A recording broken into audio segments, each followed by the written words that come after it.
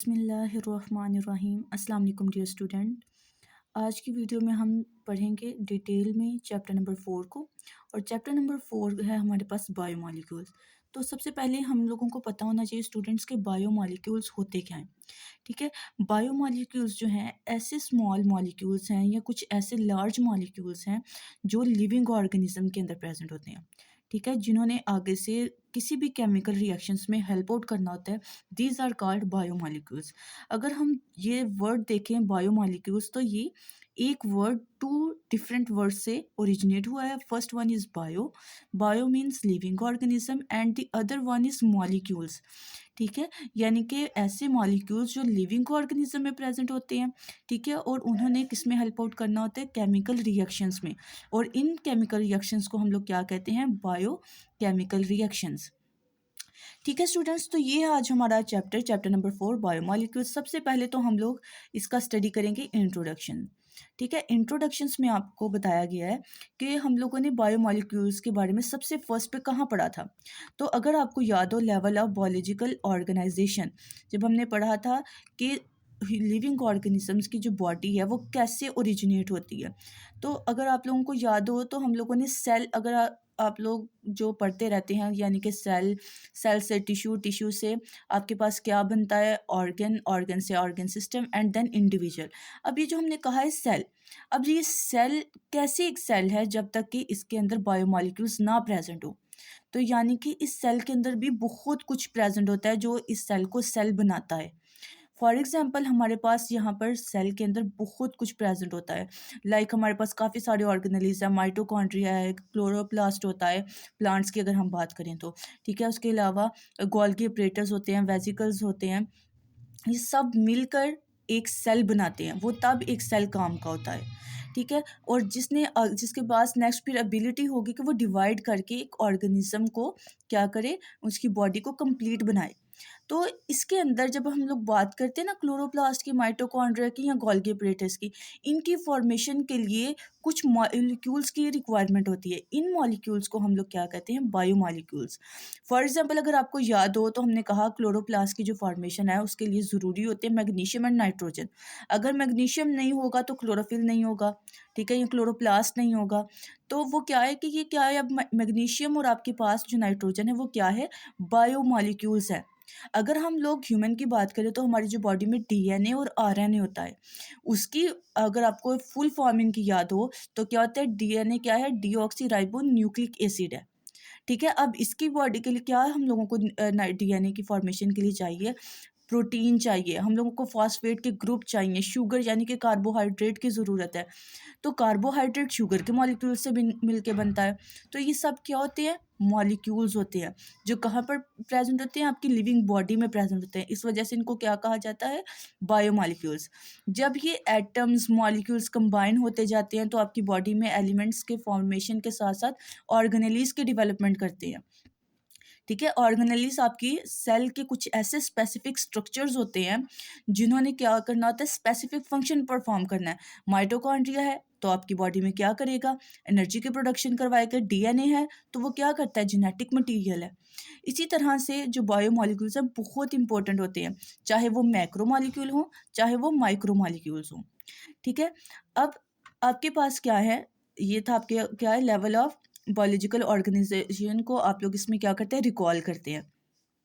For example देखिए, अगर आप लोगों ने डिटेल में स्टडी किया हो, कार्बोहाइड्रेट है। ठीक है, carbohydrates, proteins, lipids and nucleic acid, ये सब क्या है आपके पास। इनकी फॉर्मेशन के लिए आपको किन की ज़रूरत होती है, कॉन्जुगेटेड मॉलिक्यूल्स की। अब ये कॉन्जुगेटेड मॉलिक्यूल्स कौन से हैं, कॉन्जुगेटेड मॉलिक्यूल्स का मतलब होता है जो एक के साथ एक ज्वाइन होते जाते हैं और क्या बनाते हैं, पॉलीमर्स बनाना शुरू कर देते हैं। जैसे अगर कार्बोहाइड्रेट में आप लोग टाइप्स अगर आपको याद हो तो सबसे पहले क्या होते हैं, मोनो, मोनो आपके पास सेक्राइड्स होते हैं, फिर डाइसेक्राइड एंड देन पॉलीसेक्राइड्स। यानी कि मोनो का मतलब क्या होता है, सिंगल। फिर उसके बाद क्या होता है, उसके साथ मॉलिक्यूल्स मजीद दो मोनोमर्स अटैच होंगे तो डाई बन जाएगा। अब मैनी मोनोमर्स अटैच होंगे तो वो क्या बना देगा, पॉलीसेक्राइड्स। सेक्राइड्स का मतलब है sugar and sugar means carbohydrates. ठीक है। अब अगर आप प्रोटीन्स की बात करते हैं तो आपको अमीनो एसिड्स की ज़रूरत होती है। अमीनो एसिड्स के जितने भी उनके मॉलिक्यूल्स मिलते जाते हैं तो उस तरह से प्रोटीन की टाइप्स क्या होती है, चेंज होना शुरू हो जाती है। अगर लिपिड की हम बात करते हैं तो हम लोगों को उसके लिए ग्लिसरॉल और फैटी एसिड की ज़रूरत होती है। ठीक है। न्यूक्लिक एसिड की अगर हम लोग बात करते हैं तो हम लोगों को इसके अंदर शुगर के मॉलिक्यूल चाहिए, फॉस्फेट का ग्रुप भी चाहिए। ठीक है। और इसके अंदर नाइट्रोजीनियस बेसिस भी चाहिए। अगर आप लोगों को याद हो तो आप लोगों ने पढ़ा होगा नाइट्रोजीनियस बेसिस में एडेनाइन, गवानाइन, साइटोसाइन एंड थायमाइन। ठीक है। एंड अगर आरएनए की बात करें तो थायमाइन की जगह आपके पास क्या आ जाता है, यूरासिल। तो ये सारे क्या होते हैं, आपके पास बायोमॉलिक्यूल्स हैं। ठीक है। और सारी की सारी लाइफ इन्हीं के ऊपर डिपेंड करती है। अब उसके बाद अगर हमने ये हमारे पास था इंट्रोडक्शन के बाद हम चलते हैं बायोकेमिस्ट्री में। बायोकेमिस्ट्री में मैं आप लोगों को ऑलरेडी बता चुकी हूँ, ऐसे केमिकल कंपोनेंट्स की स्टडी या ऐसे केमिकल प्रोसेस की स्टडी जो कहाँ हो रही है, लिविंग ऑर्गेनिज्म में।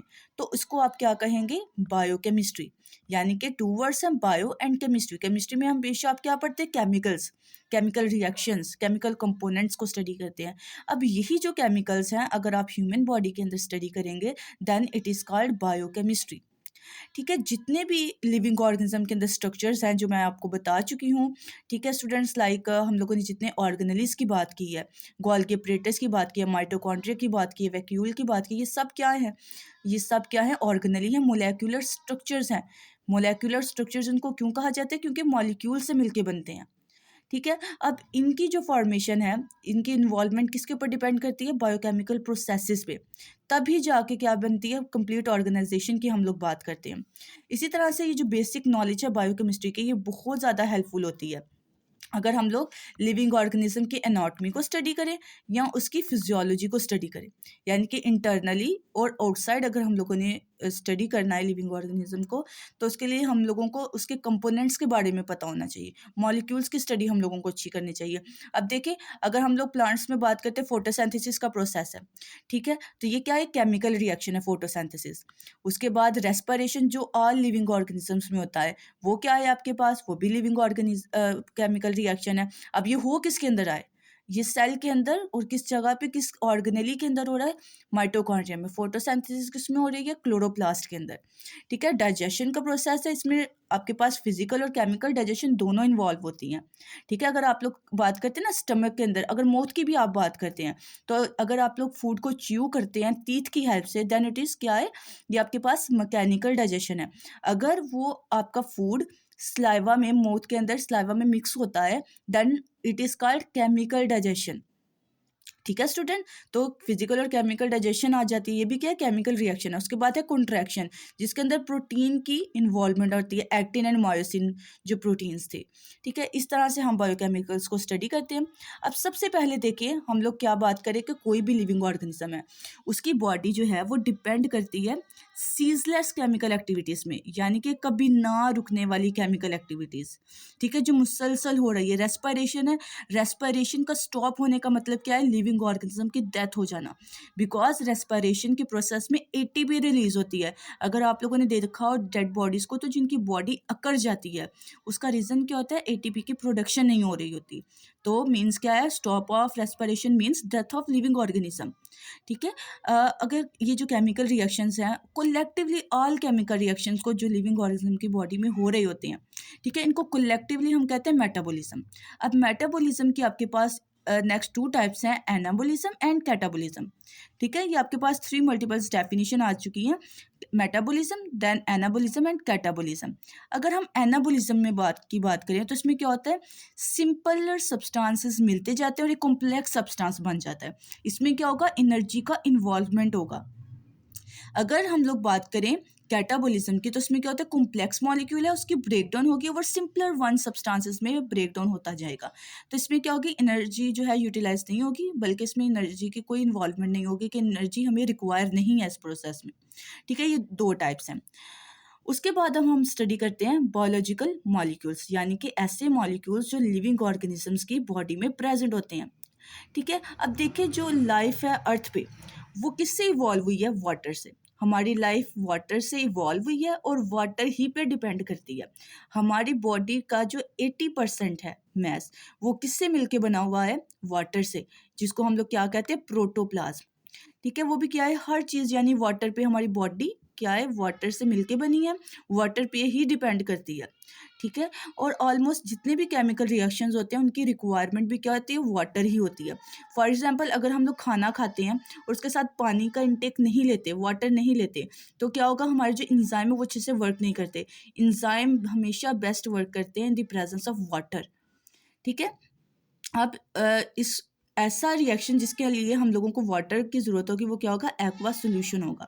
ठीक है, कुछ अदर जो हमारे पास केमिकल्स होते हैं लिविंग थिंग के मेकअप में जो इन्वॉल्व होते हैं वो क्या होते हैं? ऑर्गेनिक मैक्रो मॉलिक्यूल्स होंगे, और जो कुछ होते हैं वो इनऑर्गेनिक मॉलिक्यूल्स होंगे। सर्टेन क्या होंगे? इनऑर्गेनिक। ठीक है, अब ये दो टाइप्स हैं आपके पास, ऑर्गेनिक और इनऑर्गेनिक। इसमें डिफरेंस क्या है? ऑर्गेनिक मॉलिक्यूल्स आपके पास ऐसे मॉलिक्यूल्स होंगे जो कि सेल सिंथेसाइज करेगा नेचुरली, जो आपकी बॉडी के अंदर बन रहे हैं और क्या कंटेन कर रहे हैं? कार्बन। ठीक है, इनको आप क्या कहेंगे? Organic molecules. ठीक है, ये क्या है? नेचुरली बन रहे हैं आपकी बॉडी में, लिविंग ऑर्गेनिज्म की बॉडी में एज अ प्रोडक्ट के तौर पर। फॉर एग्जाम्पल अगर हम लोग बात करें ना प्लांट की, तो प्लांट का जो बाई प्रोडक्ट होता है, ऑक्सीजन के साथ साथ क्या होता है? वो ग्लूकोज बना रहा होता है। अगर आप लोगों को ग्लूकोज का फार्मूला याद हो, C6H12 एंड O6, इसमें क्या है? कार्बन आ रहा है आपके पास। ठीक है, तो कार्बन ऐसे कोई भी मॉलिक्यूल्स जिसके पास क्या होगा? कार्बन कंटेन करता होगा और वो सेल ही बना रहा होगा खुद, लिविंग ऑर्गेनिज्म की बॉडी में उसकी प्रोडक्शन हो रही होगी, इनको आप क्या कहेंगे? Organic molecules. ठीक है, उसके बाद क्या है? लाइक आपके पास कार्बोहाइड्रेट्स है, प्रोटीन्स है, लिपिड्स है, न्यूक्लिक एसिड है, ये सब क्या है? इंपॉर्टेंट ऑर्गेनिक मॉलिक्यूल्स हैं। उसके बाद बताया जा रहा है 93% जो आपका ड्राई मैस होता है लिविंग ऑर्गेनिज्म का, ठीक है, वो यही बनाते हैं। और जो रिमेनिंग 7% है वो आपके पास स्मॉल ऑर्गेनिक मॉलिक्यूल्स, जिनको आप लोग माइक्रो मॉलिक्यूल्स कहते हैं। और कुछ क्या होते हैं? इनऑर्गेनिक मॉलिक्यूल्स होते हैं, like carbon dioxide, acids, base and salts. देखिए ये भी आपकी बॉडी की रिक्वायरमेंट है, इंपॉर्टेंट है, बस क्या है? इनऑर्गेनिक मॉलिक्यूल्स है। ठीक है, अब देखिए अगर हम ये आपके पास एमसीक्यूज के लिए ये चीज़ें इंपॉर्टेंट होती हैं। लाइक आपको बताया जा रहा है प्रोटीन कितने परसेंट ड्राई मैस बॉडी का बनाएगा? 50%, nucleic acid 18% and carbon dioxide carbohydrate 15% and lipid is 10% is required. उसके बाद देखिए most of the organic molecules are larger in size. अब देखिए ये टू डिफरेंट आपके पास कैटेगरीज आपको बताई जा रही हैं। आपके पास सबसे पहले आपने पढ़ा मॉलिक्यूल्स क्या होते हैं, ठीक है, फिर आप पढ़ रहे हैं मॉलिक्यूल्स के आगे से टू डिफरेंट टाइप्स पढ़ी थी, ऑर्गेनिक एंड इनऑर्गेनिक। अब आप उनकी नेक्स्ट फर्दर उनकी टाइप्स पढ़ रहे हैं, ऑर्गेनिक और इनऑर्गेनिक के अलावा क्या होते हैं? माइक्रो मॉलिक्यूल्स और मैक्रो। ठीक है, ये इनकी रिक्वायरमेंट की बेस पर भी हो सकते हैं, उनके साइज की बेस पर भी। ठीक है, कोई भी ऐसे मॉलिक्यूल्स जो स्मॉलर क्वांटिटी में चाहिए होंगे या स्मॉल साइज के होंगे, that is called micro. Macro means large. ठीक है, अब इनको पढ़ते हैं ज़रा। Most of the organic molecules क्या होंगे? लार्जर साइज के होंगे, और बायोलॉजिस्ट इनको क्या कहते हैं? मैक्रो मॉलिक्यूल्स कहते हैं, क्योंकि इनका साइज क्या होता है? लार्ज। काफ़ी सारे मैक्रोमोलिक्यूल्स किसकी फॉर्म में प्रेजेंट होते हैं? पॉलीमर्स की। अब पॉलीमर्स क्या हैं? आपने ये डेफिनेशन याद करनी है, पॉलीमर्स क्या होते हैं। सबसे पहले आपको पता होना चाहिए पॉलीमर्स, पॉली मीन्स मैनी, मर्स मीन्स के वो इनकी ज्वाइनमेंट हो रही है, यूनिट्स की बात की जा रही है, यानी कि काफ़ी सारे यूनिट्स मिलते हैं तो एक पॉलीमर बनता है। फॉर एग्जाम्पल अगर आप लोग पॉलीसेकेराइड की बात करें तो उसमें मैनी मोनोमर्स होंगे। अगर आप लोग प्रोटीन की बात करें बहुत सारे अमीनो एसिड्स होंगे उसके अंदर। ठीक है, अब पॉलीमर्स क्या है? Polymers are the molecules consist of many identical, एक जैसे मोलेक्युलर यूनिट्स होंगे, दैट इज कॉल्ड मोनोमर्स। ठीक है, इंपॉर्टेंट मैक्रो मॉलिक्यूल्स आपके पास कौन से? मैक्रो मॉलिक्यूल्स यानी कि जो लार्ज क्वांटिटी में चाहिए, जिनका साइज भी लार्ज है। कार्बोहाइड्रेट, कार्बोहाइड्रेट्स के मोनोमर्स क्या होंगे? शुगर। ठीक है, जिसको सेक्राइड्स बोला गया। सेकंड है आपके पास प्रोटीन, ये क्या है? मैक्रो मॉलिक्यूल, और इनकी रिक्वायरमेंट के लिए क्या चाहिए? Amino acid. बहुत सारे अमीनो एसिड मिलते जाएंगे तो क्या करेंगे? प्रोटीन्स बनते जाएंगे, और वो भी क्या होंगे? डिफरेंट टाइप्स के होंगे। उसके बाद है न्यूक्लिक एसिड। न्यूक्लिक एसिड के लिए आपको क्या चाहिए होगा? न्यूक्लियोटाइड्स। और न्यूक्लियोटाइड्स क्या है आपके पास? आपके पास है फॉस्फेट का ग्रुप, ठीक है, शुगर के कंपोनेंट प्लस नाइट्रोजीनियस बेसिस। ठीक है, अब यहाँ तक हम लोग स्टूडेंट्स पढ़ चुके हैं डिटेल में क्या? मॉलिक्यूल्स। अब इसके अंदर हम लोग डिफरेंट टाइप के जो बॉन्ड्स हैं वो हम लोग डिटेल में अपनी नेक्स्ट वीडियो में स्टडी करेंगे। उससे पहले हम लोग स्टूडेंट्स ये बॉक्स स्टडी कर लेते हैं जिसमें आपको बताया गया है कि जो ऑर्गेनिक मॉलिक्यूल्स होते हैं उनके पास क्या होता है, कार्बन बेस्ड कोड होता है with special group of atom are attached. For example हम लोगों ने पढ़ा ग्लूकोज, ग्लूकोज के साथ क्या है, यानी कि कार्बन एटम प्रेजेंट है लेकिन उसकी बॉन्डिंग के लिए आपके से हाइड्रोजन भी चाहिए और ऑक्सीजन का भी मॉलिक्यूल चाहिए। और इन ग्रुप्स को क्या कहा जाता है स्टूडेंट्स, फंक्शनल ग्रुप कहा जाता है, जो उनके साथ अटैच होंगे। फॉर एग्जांपल OH है, ठीक है, OH ग्रुप है, CO है, COOH है, NH2 है, ये सब क्या है आपके पास फंक्शनल ग्रुप हैं। ठीक है, अब आप जब मॉलिक्यूल्स को स्टडी करेंगे ना, जब फैटी एसिड वगैरह देखेंगे तो आप लोग देखेंगे जो लिपिड के मॉलिक्यूल है सबके साथ OH ग्रुप अटैच होता है। ठीक है, लेकिन उनके नंबर्स N जो हैं वो चेंज होते जाएंगे। ठीक है, most biomolecular reaction involve the transfer of functional group from one molecule to another और the breaking of carbon carbon bond. ठीक है, इसमें बताया जा रहा है कि जो बहुत सारे जो बायोकेमिकल रिएक्शंस है उसमें इन्वॉल्वमेंट कैसी होगी कि एक जो मॉलिक्यूल है उससे दूसरे मॉलिक्यूल पे ट्रांसफ़र हो रहा होगा। ये जो आपके पास फंक्शनल ग्रुप है उसकी जो ट्रांसफ़र है उस पर या उनकी जो ब्रेक डाउन है उनके ऊपर डिपेंड करेंगे सारे केमिकल रिएक्शन। तो स्टूडेंट्स इस तरह से आज का हमारा इंट्रोडक्शन बायोलॉजिकल मॉलिक्यूल्स, ठीक है, इनकी जो स्टडी हम कर चुके हैं, बायोकेमिस्ट्री को हमने डिटेल में स्टडी किया। इंशाल्लाह हम अपनी नेक्स्ट वीडियो में चैप्टर को फर्दर स्टडी करेंगे और टाइप्स ऑफ बॉन्ड को स्टडी करेंगे इन बायोलॉजी। तो तब तक के लिए स्टूडेंट नेक्स्ट वीडियो तक अल्लाह हाफिज़।